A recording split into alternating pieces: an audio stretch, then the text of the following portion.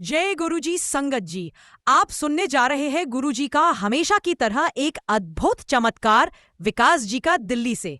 इस सत्संग में आपको हमारे प्यारे गुरुजी के जन्मदिन 7 जुलाई की अहमियत का एहसास होगा। जन्मदिन हमारे गुरुजी का था, पर उन्होंने हम सबको ब्लेसिंग्स का गिफ्ट दिया।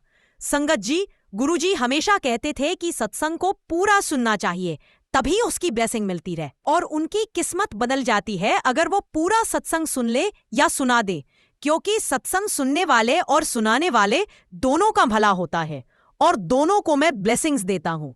इसलिए बीच में सत्संग को आधा छोड़कर मत जाइए, क्योंकि ब्लेसिंग्स चली जाती रहे।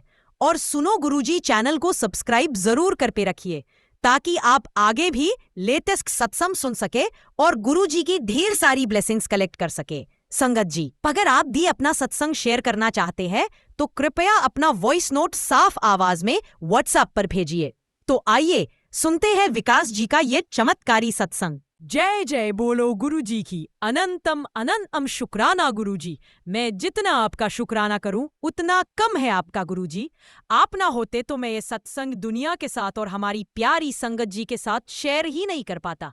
संगत जी, इस सत्संग के माध्यम से मैं आप लोगों का नजरिया बदलने की कोशिश करूंगा। संगत जी, हमारे ऊपर गुरु जी की कृपा है जो हम ये सत्संग सुन पा रहे हैं, महसूस कर पा रहे हैं और समझ पा रहे हैं। संगत जी, मैं कुछ ऐसे लम्हों से गुजरा हूं जिसकी वजह से मुझे एहसास हुआ है कि असल में हमारी जॉब की दिक्कत, रिलेशनशिप की दिक्कत, पैसों की दिक्कत कोई बड़ी दिक्कत नहीं है। संगत जी, हमारा शरीर जब तक स्वस्थ हालत में है तब तक हमें कोई बड़ी दिक्कत नहीं है। ऐसा मेरा मानना हो गया है जब से मुझे गुरुजी और जिंदगी ने असलियत दिखाई है। संगत जी, गुरुजी के पहली बार हमको दर्शन नसीब हुए 2004 में। मैं एक नॉर्मल सी जॉब करता था उस टाइम पर, और गुरुजी ने मेरे को बोला कि जॉब छोड़ विकास, तेरी किस्मत विच कुछ और लिखिया है। गुरुजी का हुक्म था तो उनका हुक्म सिर आंखों पर। मैंने जॉब छोड़ दी और ज्यादा नहीं, बस 20-22 दिनों में मेरा बैटरी मैन्युफैक्चरिंग का काम शुरू हो गया। पहले तो बहुत छोटे स्केल पर हम काम कर रहे थे, बट धीरे धीरे काम बहुत तरक्की करने लगा। 1.5 साल में हमने एक बहुत बड़ी फैक्ट्री खरीद ली हमारे बैटरी मैन्युफैक्चरिंग के काम के लिए। हमारा काम इतना बढ़ गया कि इंडस्ट्री के जाने माने ब्रांड्स हमारे साथ काम करने लगे। हमारा विश्वास गुरुजी पर इतना था कि जैसे पत्थर पर लकीर। गुरुजी ने कह दिया तो वो करना ही है। बेटी के लिए लड़का, बेटे के लिए कौन सा कोर्स, कौन सी फील्ड, घर कहाँ लेना है, सब कुछ हम गुरुजी से पूछकर करते थे। जब जब गुरुजी का जन्मदिन आता तो हम जन्मदिन के 1 हफ्ते पहले से ही गुरुजी का लंगर लगाना शुरू कर देते अपनी लोकेलिटी में। अब तो हमारी सारी सोसाइटी को पता चल गया था कि 1 जुलाई के बाद से घर पर खाना बनाने की जरूरत ही नहीं। अगले 7 दिनों तक हमने अपने एम्प्लॉइज को खूब सारा बोनस देना 7 जुलाई वाले दिन इस शुभ अवसर पर। संगत जी, हमारे लिए तो 7 जुलाई किसी भी त्योहार से कम नहीं था। मैं पूरा साल सेविंग्स करता ताकि मैं अपनी माँ और अपनी वाइफ को 7 जुलाई वाले दिन सोने की रिंग्स, नेकलेस, ब्रेसलेट्स वगैरह लेकर दे सकूं। तो आप समझ ही पा रहे होंगे कि हमारे लिए गुरुजी की क्या इंपॉर्टेंस थी।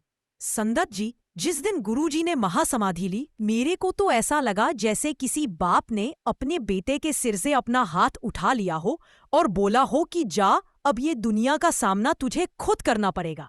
मेरे को लगने लगा कि अब मेरे को और मेरी फैमिली को प्रोटेक्ट करने वाला कोई नहीं है। अब गुरुजी मेरे को अकेला छोड़ गए हैं। हमारे घर में सब बहुत डिप्रेस्ड थे। गुरुजी हमारे सबके फेवरेट थे। फिर जब 2007 जी 1 जुलाई आई तो इस बार मेरा बिल्कुल मन नहीं था कि मैं लंगर लगाऊं या गोल्ड लूं या एम्प्लॉइज को बोनस दूं। ऐसा लग रहा था कि मैं किसके लिए करूं? क्या गुरुजी अभी भी है मेरे पास? मेरे को मेरे पड़ोसी पूछ रहे थे कि इस बार लंगर लेट लगा रहे हो क्या? एम्प्लॉइज के बीच में भी बात फैल गई थी कि इस बार बोनस नहीं मिलेगा। उस रात जब मैं सो रहा था तो गुरुजी मेरे सपने में आए। उनके साथ गुरु नानक जी और विष्णु भगवान भी आए हुए थे, और उन्होंने बोले, ओए किते नहीं गया मैं, चुपचाप लंगर लाई। कोई कम तुसी चज नाल करोगे भी के नहीं? मैं उसी टाइम उठा और बहुत खुश हुआ कि गुरुजी अब भी हमारे साथ है, हमारा ख्याल रख रहे हैं।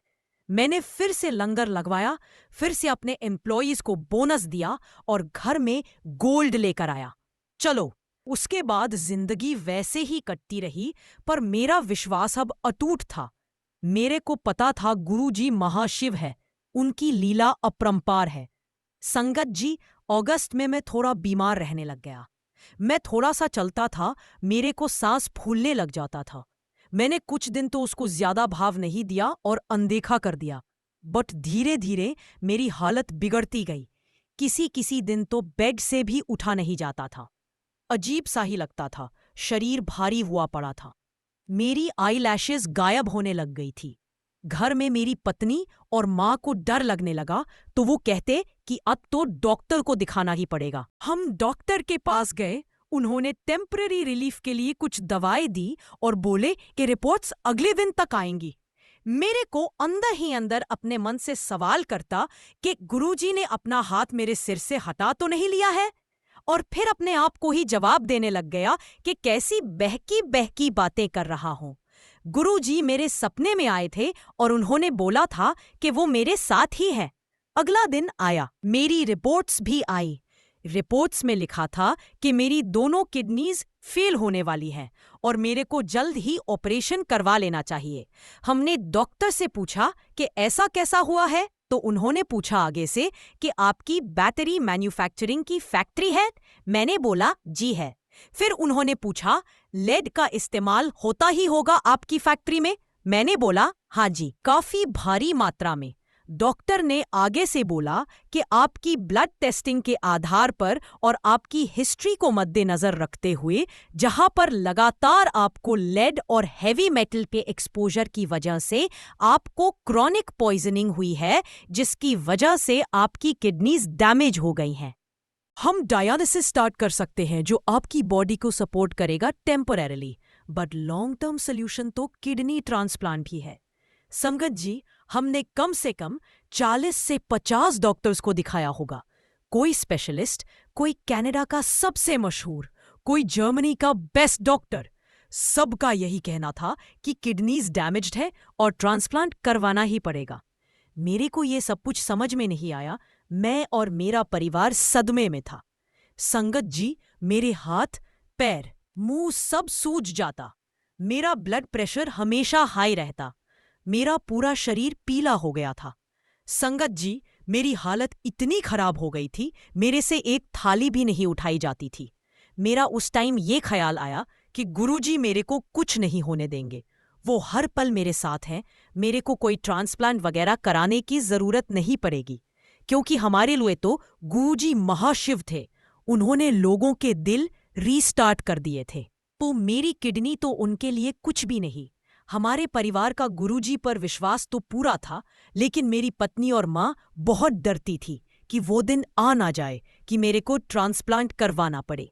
मेरी फैक्ट्री का भी मेरे बिना काम टीला ही चलने लगा, क्योंकि उसे संभालने वाला कोई था ही नहीं। संगत जी, करते करते अब अगले साल की जुलाई आ गई थी। मेरी हालत बहुत खराब हो गई थी और ऐसा लग रहा था कि किसी ने मेरी उम्र 20 साल बढ़ा दी है। फिर वो दिन आ ही गया जब गुरुजी ने अपना हाथ मेरे सिर के ऊपर से हटा लिया था। मेरे को पल्मनरी एडीमा हो गया था। मेरे को लगने लगा कि मैं सांस नहीं ले पा रहा हूं, न लेट पा रहा था। गले में अजीब सी सनसनी थी। मुझे पैनिक होने लगा और ऐसा लगा कि मेरी छाती कोई सिल रहा है और मेरी छाती टाइट हो रही है। फिर मैं बेहोश हो गया। मेरी आंखें हॉस्पिटल में खुलती हैं। मैं अपनी पत्नी को देखता हूं कि वो जमीन पर गिरी हुई है, उसकी आंखें रो रो के सूजी हुई है। मेरा बेटा माथा पकड़ के बैठा था। मेरी बेटी मेरी पत्नी को संभाल रही थी और मेरी माँ मेरा हाथ पकड़कर मेरे पास बैठी थी। मैंने अपनी पत्नी कोमल को बुलाया। सब मेरे पास भाग कर आए और पूछने लगे कि मेरे को कैसा लग रहा है। मैंने बोला, क्या हुआ? डॉक्टर्स ने हाथ खड़े कर दिए। सब फूट फूट कर रोने लगे। मैंने गहरी सांस ली कि शायद यही तक था मेरा गुरुजी के साथ सफर। डॉक्टर ने मेरे बेटे से बात की और बोले कि जर्मनी एयरलिफ्ट करवाना पड़ेगा। उधर मैंने डॉक्टर से बात की हुई है, अगर कुछ हो सकता है तो वही हो सकता है। मेरे बेटे ने जैसे तैसे पैसों का इंतजाम किया और मुझको जर्मनी ले जाया गया। वहां पर संगत जी, आप विश्वास नहीं करोगे कि 6 अलग अलग किडनीज आईं और मेरी बॉडी ने सबको रिजेक्ट कर दिया। डॉक्टर्स ने कहा कि एक और किडनी शायद अरेंज हो सकती है। हम सब इंतजार करते रहे। आखिरकार 7वीं किडनी आई। मेरी आंखें जब खुली, मेरे आसपास सब खुशी से रो पड़े। सब लोग मेरी तरफ आ रहे थे, मुझसे कुछ पूछ रहे थे कि मैं कैसा हूं, कैसा लग रहा है। बट मेरा ध्यान मेरे हॉस्पिटल के कमरे के बाहर गया और वहां मैंने एक बच्चे को व्हीलचेयर पर जाते देखा। संगत जी, उसके हाथ में किसी भी फोटो थी। जब मेरी नजरों से धुंधलापन गया तो मैंने देखा कि उसके हाथ में गुरुजी का एक पोर्ट्रेट था। वो, उसकी माँ और उसका बाप बहुत खुशी खुशी जा रहे थे। मैं आसपास देख रहा था, ये चेक करने के लिए कि आज डेट क्या है। मेरे बेटे ने बोला, पापा आज 7 जुलाई है, गुरुजी का बर्थडे। मैंने एक गहरी सांस ली और फूट फूट के रोने लगा। संगत जी, मुझे गुरुजी ने अपने जन्मदिन वाले दिन दूसरा जन्म दिया। इस पल ने मेरा पूरा नजरिया बदल दिया। संगत जी, अगर गुरुजी ने आपको चलता हुआ एक शरीर दिया है तो इसका मतलब यही है कि गुरुजी ने आपको ब्लेस किया है और उनकी कृपा आप सब पर है। गुरुजी आपके पैसों की दिक्कत, रिश्तों की दिक्कत सब ठीक कर देंगे। लेकिन संगत जी, कभी ये मत सोचिए कि वो आपको ब्लेस नहीं करते। हम सब उनके बच्चे हैं और उन्होंने हमको ऑलरेडी ब्लेस किया हुआ है। जय गुरुजी, शुक्राना गुरुजी, अनंतम अनंतम शुक्राना गुरुजी का। संगत जी, ये था विकास जी का सत्संग। आप अंत तक बने रहे, इसलिए गुरुजी ने आपको भी जरूर ब्लेस किया होगा। आप इस सत्संग को अपने दोस्तों, परिवार वालों के साथ जरूर शेयर करिए। क्या पता किसी और की टूटी उम्मीद भी जुड़ जाए। और अगर आप भी अपना सत्संग शेयर करना चाहते हैं तो अपना वॉइस नोट साफ आवाज में व्हाट्सएप पर भेजिए। संगत जी, आपस में प्यार से रहना, एक दूसरे का ध्यान रखना। जय गुरुजी, शुक्राना गुरुजी, पनंतम शुक्राना गुरुजी।